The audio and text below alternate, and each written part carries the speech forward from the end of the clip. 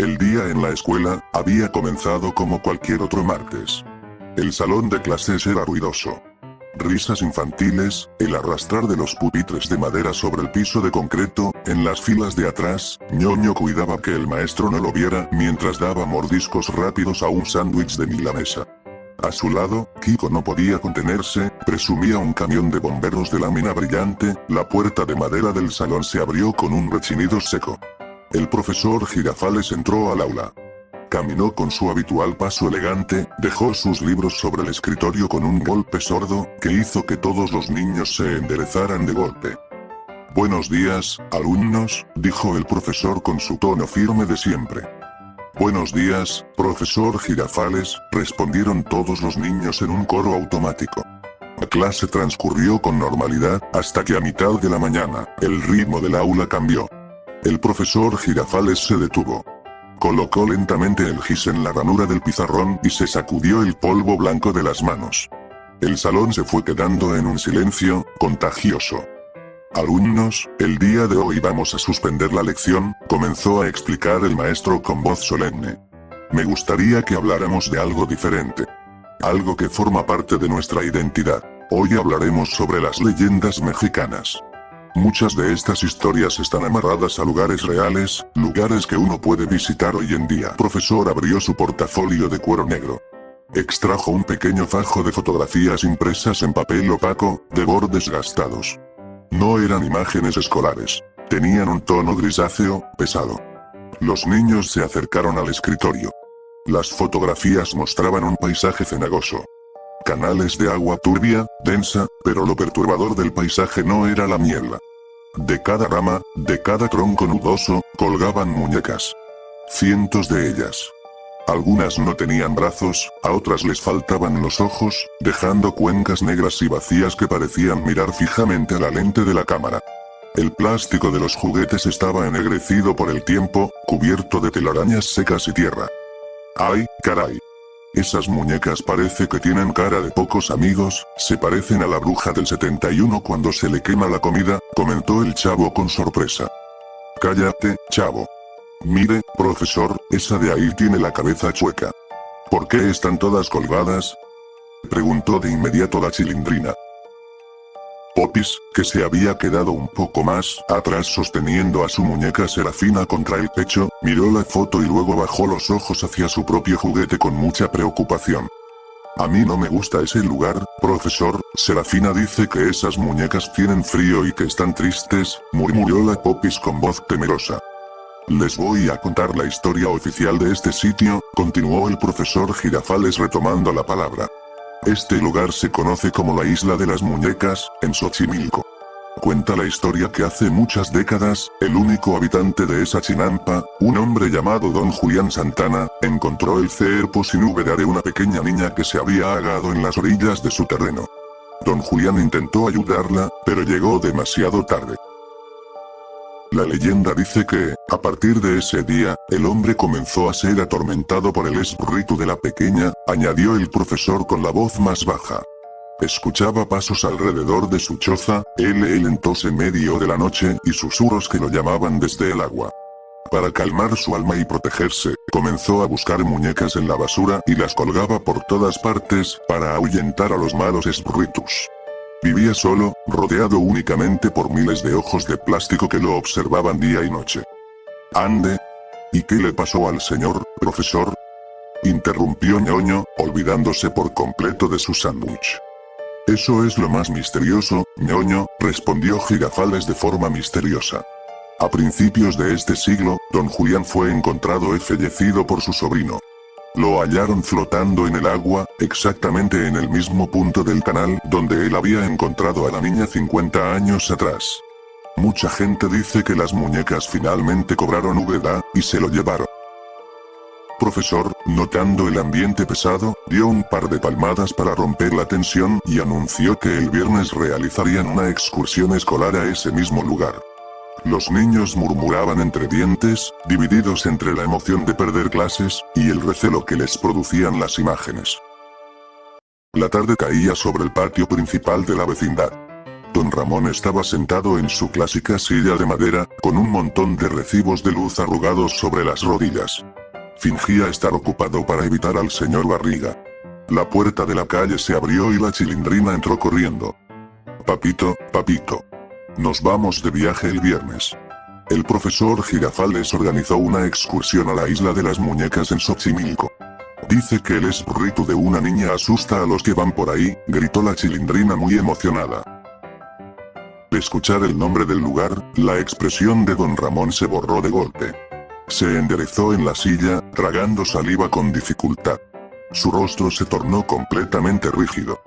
Espérate, espérate, ¿la isla de las muñecas? No, no, no, mi hijita, de esa historia se cuentan cosas muy feas, le advirtió don Ramón con voz nerviosa y seria. Dicen que ese lugar tiene una vibra muy pesada. Que la gente que entra de día sale sintiendo que le aprietan el pecho, no, no, no. Nosotros no vamos. Además, mira, ni un centavo partido por la mitad. Pero la suerte de don Ramón cambió cuando apareció el señor Barriga exigiendo los 14 meses de renta. Para escapar del cobro y tener una excusa para desaparecer todo el viernes, don Ramón cambió de opinión de inmediato, ofreciéndose a cuidar a Ñoño durante el viaje. Mientras tanto, en la vivienda 14, Kiko preparaba su cámara fotográfica. Doña Florinda, aunque odiaba la idea de juntarse con la chusma en un pantano, aceptó ir únicamente porque el profesor Girafales lideraba el grupo. Viernes por la mañana. Una capa de neblina densa cubría los canales de Xochimilco. Las trajineras flotaban alineadas junto a los muelles de madera. El agua tenía un color verde oscuro, casi aceitoso. El profesor Girafales pasaba lista. Don Ramón llevaba solo una linterna vieja y una botella con agua en su mochila. Doña Florinda carga canastas con comida fina para Kiko. Godínez miraba el suelo con desinterés y el chavo llegó corriendo al último. De la parte trasera de una trajinera azul descolorida, salió el guía, don Tomás. Un anciano de piel sumamente arrugada por el sol. El hombre no sonrió. Se les quedó mirando con una fijeza incómoda, hasta que detuvo su mirada en el chavo. Se le quedó viendo al chavo durante varios segundos interminables, sin parpadear, hasta que el niño se escondió asustado detrás de don Ramón. Suban con cuidado. No se muevan mucho de sus asientos. El agua hoy está muy pesada, anunció don Tomás con una voz ronca y fantasmal. La trajinera avanzaba en completo silencio. El ruido de la ciudad desapareció por completo. Las ramas de los sauces llorones caían como cortinas de cabello gris sobre el agua, bloqueando la poca luz solar. Kiko rompió el hielo levantando su cámara. Miren, miren, allá hay un pájaro feo. Le voy a tomar una foto, presumió Kiko con entusiasmo. El sonido del obturador resonó en el canal de una forma extraña, demasiado fuerte, como si rompiera algo frágil en el ambiente. El remero habló seriamente sin voltear a verlos. No deberías gastar tus luces aquí, niño. A las cosas que viven en el agua no les gustan los retractos, sentenció el anciano guía. El profesor Girafales miró su reloj de pulsera con mucha confusión. Frunció el ceño. Qué curioso, juraría que abordamos la trajinera hace 15 minutos. Pero mi reloj marca que ha pasado más de una hora. Debió quedarse sin cuerda, dijo el profesor extrañado. El mío también dice lo mismo, profesor, las horas están pasando muy rápido en la pantalla, pero el sol no se mueve de su lugar, añadió Ñoño, mostrando su pantalla digital. Ya llegamos. Ahí está la chinampa, anunció finalmente don Tomás. La isla era una porción de tierra alargada, rodeada por aguas completamente inmóviles, como un espejo negro. Al bajarse, el suelo se sentía blando, elástico. La atmósfera era sofocante, cargada con un olor a humedad vieja. Y las muñecas, estaban por todas partes. Atadas a los troncos con alambres oxidados que les cortaban la cintura. Colgando por el cuello de las ramas más altas. Cabezas ensartadas en las estacas de las cercas, Kiko, queriendo presumir, se acercó a un sauce viejo. Miren esto, esta de aquí no tiene ojos. Tiene unos hoyos negros en la cara. Le voy a tomar una foto de cerca, dijo Kiko apuntando el lente. Kiko. El guía nos dio indicaciones precisas de no tocar nada. Mantén tu distancia, le gritó el profesor Girafales desde atrás. Ay, profesor, si no le pasa nada, es de plástico, respondió Kiko restándole importancia. Kiko estiró la mano y le dio un golpe con los dedos a la pierna de la muñeca. El juguete se balanceó, emitiendo un chirrido agudo. En ese preciso instante, el chavo, que miraba fijamente hacia la copa de los árboles, habló con una voz extrañamente plana, desprovista de su tono de siempre. Esa de allá arriba me está viendo a mí, pronunció el chavo de forma monótona y fría. A unos 4 metros de altura, colgada de los pies por una cuerda, había una muñeca pequeña con un vestido a cuadros verdes y un gorro de lana. Mientras la Chilindrina miraba la imagen, se escuchó un crujido seco, la cabeza de plástico de la muñeca giró sobre su propio eje. 90 grados, hasta que sus cuencas vacías quedaron apuntando directamente hacia el chavo. De pronto, la Popis dejó escapar un grito agudo que asustó a todos. Serafina. Serafina no está. Sentí que se puso muy pesada, como si fuera de piedra, y se me resbaló de las manos, explicó la Popis llorando desesperadamente. A unos metros del sendero, semioculta entre las raíces, estaba la muñeca de la Popis. Tirada boca arriba sobre el lodo negro. La Chilindrina se acercó para recogerla, pero se detuvo de golpe, soltando un quejido de puro horror. Serafina ya no se veía limpia. El vestido rosa estaba rasgado, cubierto de manchas oscuras. Pero lo perturbador eran sus extremidades. Los brazos de trapo ahora mostraban una textura lisa, brillante y ligeramente arrugada, idéntica a la piel de un ser humano real. De sus ojos de botón negro brotaba un hilillo constante de agua turbia y negra que le corría por las mejillas de tela. ¡Ay, Virgen Santa! Esto ya no me gustó nada. Vámonos de aquí, profesor. Esa cochinada se está convirtiendo en otra cosa. Exclamó don Ramón completamente aterrado. El profesor Girafales se acercó a la muñeca de tela, pero antes de que pudiera tocarla, un susurro agudo, prolongado y sibilante pareció recorrer toda la chinampa, bajando desde las copas oscuras de los árboles. «Déjala, es de nosotros», recorrió aquella voz susurrante con un eco distorsionado y fantasmal. El viento se detuvo por completo. La neblina del canal subió de golpe, cubriendo las piernas de los niños hasta las rodillas. El pánico se desató. Todos corrieron hacia la orilla, pero al llegar, la trajinera ya no estaba junto al muelle. Flotaba a unos 20 metros de distancia, perdiéndose rápidamente entre la neblina densa. Sobre la parte trasera se alcanzaba a ver la silueta inmóvil de don Tomás, el remero, quien sostenía la pértiga de madera, mirándolos fijamente desde la distancia sin hacer el menor intento por regresar. La luz del día comenzó a desaparecer de forma violenta, como si alguien estuviera apagando el sol de un solo golpe. Pasaron 3 días. La pantalla del televisor se habría quedado en negro. El regreso de la isla nunca se transmitió. La escena habría en el patio principal de la vecindad. Una penumbra anormal lo cubría todo. Las puertas de todas las viviendas estaban cerradas. Kiko no había regresado a casa. La policía solo encontró su cámara fotográfica tirada a la orilla del canal. El profesor Girafales estaba en el patio, entregándole a doña Florinda el rollo fotográfico que acababa de revelar en un laboratorio del centro. Tenía las manos extremadamente temblorosas. Doña Florinda, las últimas fotos del rollo no se tomaron en Xochimilco.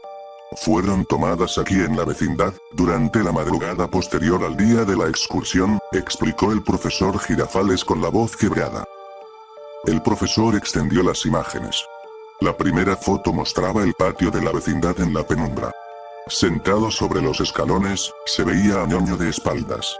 Pero al mirar con atención, la textura de su suéter ya no era lana. Se notaba lisa, brillante, como el plástico inyectado de los juguetes.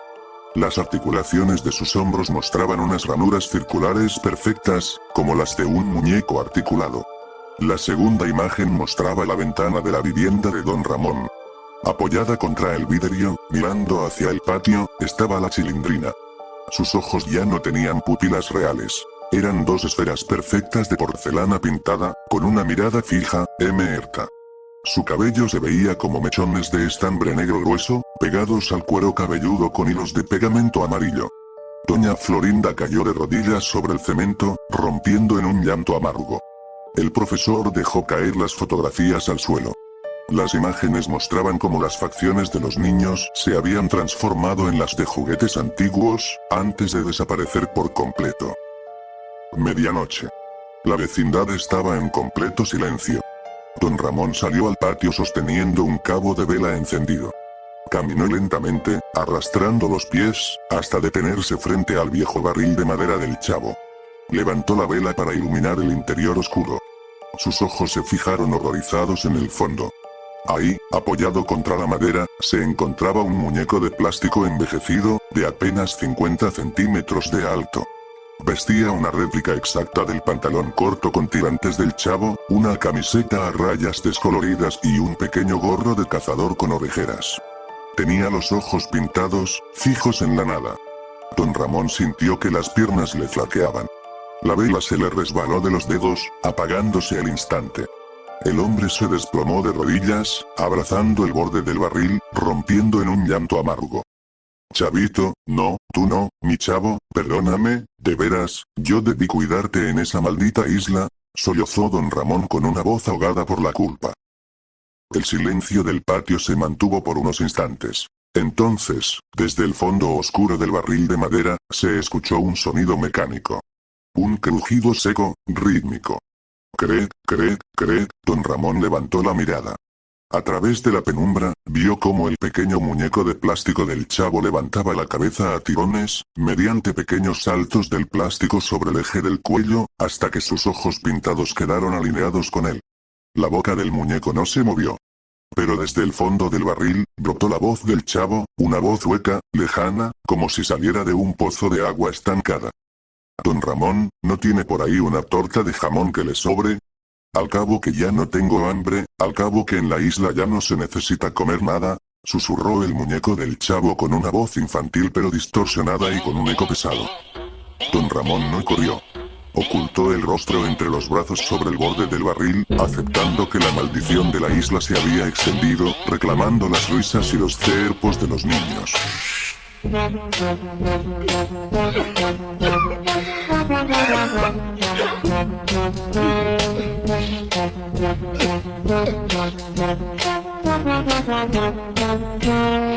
vecindad había dejado de pertenecer al mundo de los vivos.